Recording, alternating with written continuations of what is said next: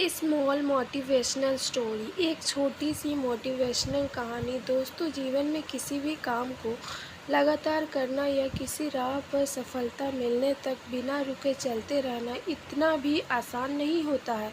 लेकिन आप लोग निराश मत होइए, क्योंकि अगर समय समय पर हम प्रेरित होते रहे तो यह काम भी आसान हो जाता है। आज की एक छोटी सी मोटिवेशनल कहानी आप में नई जान फूंक देगी और आप जिस भी काम को लगातार करना चाह रहे होंगे उसके लिए आपको प्रेरणा देगी। इसलिए मेरी आपसे रिक्वेस्ट है कि इसे आप एक बार पूरी ज़रूर पढ़िएगा।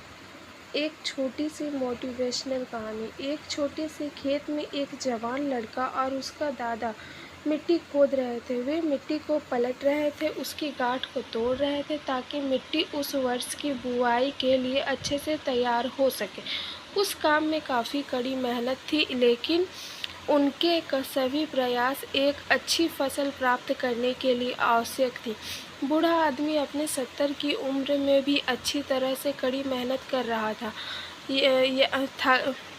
थकान से वो काफ़ी हद तक हाफ रहा था। हर प्रहार के जोर से उसके माथे से पसीना टपकता था, लेकिन फिर भी वह शिकायत नहीं कर रहा था। उसका पोता, जो महज 17 साल का था, तंदुरुस्त और ताकतवर, वह मिट्टी को पलटने और गांठों को तोड़ने में लगती मेहनत और ताकत के लिए कोसता। फिर वहां खड़े होकर वह हाँफता और थोड़ी देर के रुक जाता।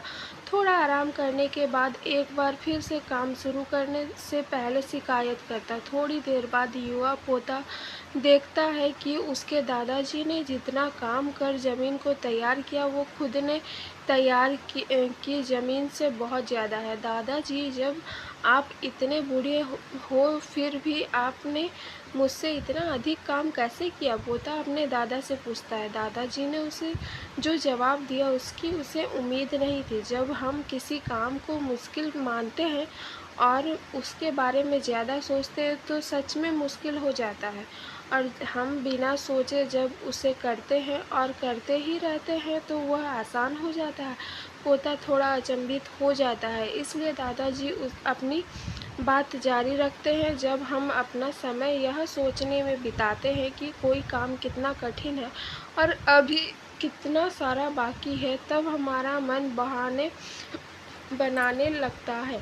इस सभी चीज़ों के बारे में सोचना और अपने स्वयं के विचारों को बवंडर में फंसाना ही उस काम को हमारे लिए बहुत ज़्यादा कठिन कर देता है। इसलिए समझदारी इसी में है कि वास्तविक रूप से पहली बार में शारीरिक कार्य किया जाए। जब हम तय किए काम के बारे में ज़्यादा सोचते हैं और अपने दिमाग को नकारात्मक विचारों पर ध्यान केंद्रित करने की अनुमति देते हैं तो आपकी गति उस काम को करने के लिए अपने आप धीमी हो जाती है। अगर आपको किसी भी काम का दौरान सकारात्मक बनाए रखना चाहते हैं तो आपको तुरंत उस काम को शुरू करना चाहिए और अगर देखना और सोचना चाहिए जो जितना आप आगे बढ़े, यानी कि जितना काम आपने अच्छे से ख़त्म कर लिया उसे देखें, ना कि जो बाकी है उसके बारे में विचार करें। ऐसा करने से एक सुखद और सकारात्मक एहसास आपको उस काम को लगातार करते रहने की ऊर्जा देती है। आशा करती हूँ आपको ये कहानी